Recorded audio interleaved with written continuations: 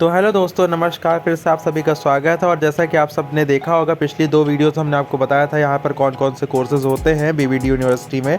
और आज की वीडियो में हम आपका और डाउट क्लियर करेंगे। आज हम आपको बताएंगे कि आप जब एडमिशन कराने के लिए जा रहे हो किसी कोर्स में, तो वहाँ पर आपके क्या क्या डॉक्यूमेंट्स लगते हैं और किस तरह से होता है, पूरा प्रोसेस बताएंगे आपको, यानी एडमिशन प्रोसेस क्या होता है।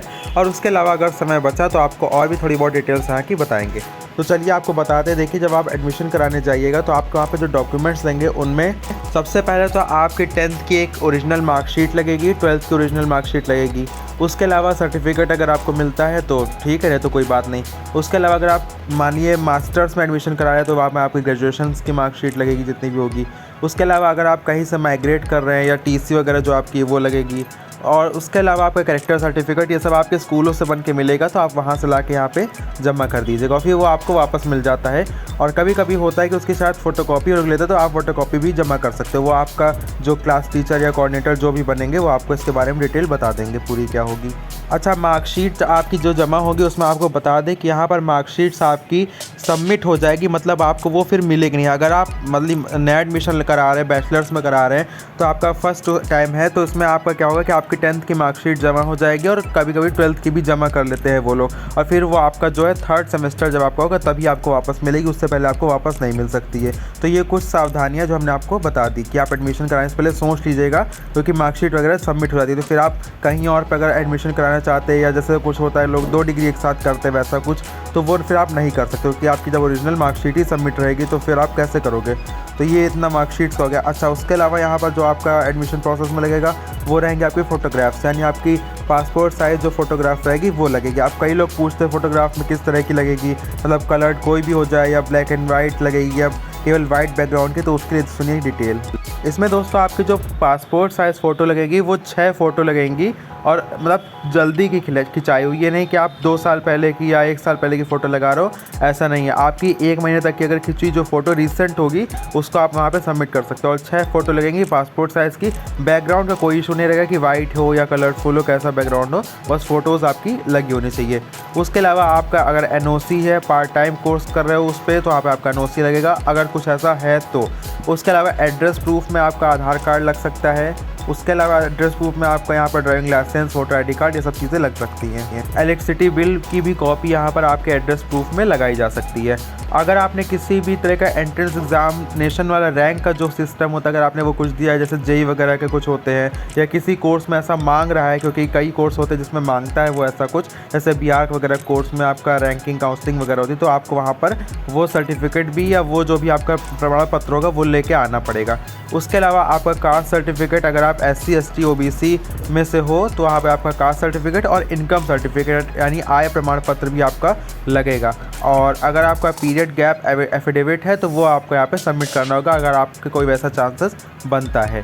तो ये तब उनके स्पेशल कंडीशंस वालों के लिए, लेकिन जो नॉर्मल है उनका हमने बता दिया कि आपकी फ़ोटोग्राफ्स, मार्कशीट्स, ग्रेजुएशन का तो ग्रेजुएशन की मार्कशीट, एड्रेस प्रूफ के लिए, और ये जितना आपका टीसी और कैरेक्टर सर्टिफिकेट है, बस इतना ही चीज़ लगेगा नॉर्मल जिनका एडमिशन होना उनका। और जिनका स्पेशल कुछ वैसा ट्रांसफ़र है या कुछ अलग है तो उनके लिए वो सब चीज़ें थी। अब चलिए आगे आपको हम बताते हैं। और ये जितने डॉक्यूमेंट्स आपने ऊपर देखे, मार्कशीट हो गई या आपका बिल हो गया, आधार कार्ड हो गया, इन सब की आपकी 3 सेट जो होंगे फ़ोटोकॉपी करा के आपको वहाँ पे ले जाने पड़ेंगे और वहाँ जाके जमा करना पड़ेगा। बल्कि आप एक्स्ट्रा सेट भी रख लीजिएगा, क्योंकि कभी कभी होता है कि रूल्स एकदम से चेंज हो गए, तो वहाँ पर आप तुरंत फिर बाहर भागिए फ़ोटोकॉपी के लिए ये वो, तो आप पहले से ही एक्स्ट्रा सेट्स लेके जाइएगा फ़ोटोकॉपी करा के, जितने भी डॉक्यूमेंट्स हैं सबकी, तो वहाँ जो सबमिट होगा ठीक है, क्योंकि अब समय आने पर आगे आगे वो डॉक्यूमेंट्स लगते ही जाएंगे, तो आप बार बार फ़ोटोकॉपी कराने से अच्छा है कि एक बार एक्स्ट्रा सेट उसके निकलवा के रखवा लीजिएगा। अब आती है पेमेंट। कई लोग पूछते हैं, कई कमेंट्स आते हैं कि फ़ीस कितनी पेमेंट करें, पूरी करनी पड़ेगी या कुछ ही कर सकते हो। देखिए, उसकी ये जानकारी है कि जब आप पूरा फॉर्म फिल करके सबमिट करेंगे तो वहाँ पे आपसे तुरंत कहा जाएगा कि पेमेंट करिए, तभी आपका एडमिशन वो आगे बढ़ाएंगे। तो उसके लिए आपको क्या करना है, तो पेमेंट के लिए दोस्तों यहाँ पर आपको, जैसे अगर आपका कोर्स 40,000 पर सेमेस्टर का है तो वहाँ पर अगर आप 10,000 भी जमा कर दोगे तो भी ठीक है। मतलब कोई फ़ीस का बाउंडेशन है कि आपको पूरी सबमिट करनी है। हाँ, ये है कि मिनिमम आपका 5,000 रुपीज़ होता है। 5,000 रुपीज़ आप स्टार्टिंग कर सकते हो। तो आपको अगर पूरी जमा करनी तो पूरी करिए, नहीं तो मिनिमम 5,000 है, उतना आप कर सकते हो। और कई लोग 10,000 करते हैं, वो आपके ऊपर डिपेंड है कि आप कितना जमा करना चाहते हो फ़ीस वगैरह। फिर जब आप फीस वगैरह सबमिट कर लोगे तो वहाँ से आपका एडमिशन स्टार्ट हो जाएगा और फिर क्लासेस की डेट जो होंगी आपको वहीं पर ही बता दी जाएंगी कब से क्लासेस चलने का अनुमान रहेगा। तो उस दिन से आप लोग क्लास अटेंड करने आ सकते हो। और दोस्तों आपको बताया कि एडमिशन तो शुरू हो चुके हैं यहाँ पर अप्रैल से ही। अब आप एडमिशन कराना चाहते हो तो करा सकते हो। जिन लोग का 12th हो गया था पिछले साल, जिन्होंने ड्रॉप लिया है या 1 साल रेस्ट किया है, उनको अगर एडमिशन कराना हो तो अब समय आ गया है, आप लोग करा सकते हो मतलब एडमिशन कोई वहाँ पर, क्योंकि fees counter admission cell open हो चुकी है। तो अगर आपको कराना हो तो करा सकते हैं। अब आते हैं नेक्स्ट डिटेल्स जो कि हैं यहाँ पर दोस्तों, अगर आप बस की फैसिलिटी लेना चाहते हो तो उसकी फैसिलिटी के लिए आपको 30,000 पर एनम यानी 1 साल का 30,000 रुपये यहाँ पर आपको पे करना पड़ेगा। और अगर आप ऑनलाइन रजिस्ट्रेशन करा रहे हो तो वहाँ पर आपका 500 रुपये जो होगा वो एडजस्ट हो जाएगा अगर ऑनलाइन है।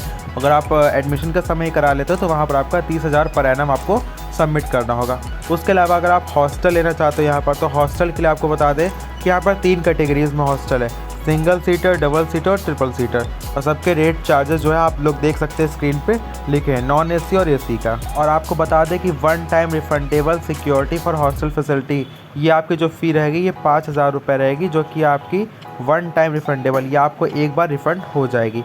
उसके अलावा बता दें आपका हॉस्टल पेमेंट का जो मोड रहेगा आप किस तरह से देख सकते हो। पहला आपका वहाँ पेमेंट जो एडमिशन सेल है या जो फ़ी डिपार्टमेंट है वहाँ जाके कर सकते हो। उसके अलावा अगर आप वहाँ से नहीं कर रहे हो तो आप ऑनलाइन बीबीडी की वेबसाइट पर जाकर भी यहाँ पे पेमेंट कर सकते हो।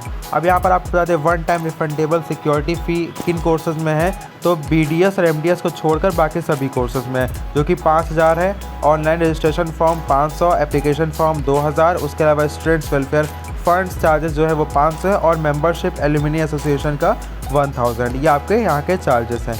अब आते हैं और अब दोस्तों आपको बता दें कि जो लोग स्कॉलरशिप के बारे में हमसे पूछ रहे थे तो उनका क्या है। तो देखिए, अगर आप किसी भी इंजीनियरिंग कोर्स में फर्स्ट ईयर में हो और आप रैंक के थ्रू आए हो, एंट्रेंस दिए हो अपना, तो उसके लिए क्या है कि अगर 2500 जनरल रैंक है तो वहाँ पर आपके 100% स्कॉलरशिप आपको दी जाएगी। 5,000 है तो आपकी 50% है, 10,000 है तो 25% है। और अगर आपका AIEEE अप टू 10,000 है किसी भी उसमें जनरल रैंक में ऑल एंट्रेंस में, तो वहाँ पे आपके 100% होगी। 15,000 है तो 50% होगी। 20,000 है तो 25% होगी। 5,000 अगर आपका AKTU में है जनरल रैंक तो आपकी 100% होगी। 10,000 है तो 50% होगी और 15,000 में है तो 25% होगी। ये आपके स्कॉलरशिप का यहाँ का पूरा विवरण था, जो कि अगर आप इतने सारे किसी भी इंजीनियरिंग एग्ज़ाम को पास करके यहाँ पर एडमिशन लेते हो रैंक के थ्रू अपनी, तो उसके अकॉर्डिंग आपकी स्कॉलरशिप आपको इतनी यहाँ पर ग्रांट करी जाएगी। अब नेक्स्ट वीडियो में मैं आपको दोस्तों और भी जानकारियाँ जो होंगी स्कॉलरशिप और जो होती है BBD की स्कॉलरशिप, उसके बारे में और बताएंगे कि अगर आप इतने एग्ज़ाम्स में से किसी एग्ज़ाम के रैंक में नहीं और फिर भी आपको स्कॉलरशिप चाहिए तो वो कैसे मिलेगी। तो उसके लिए आप नेक्स्ट वीडियो देखिएगा, उसमें आपको सारी जानकारियाँ मिल जाएंगी।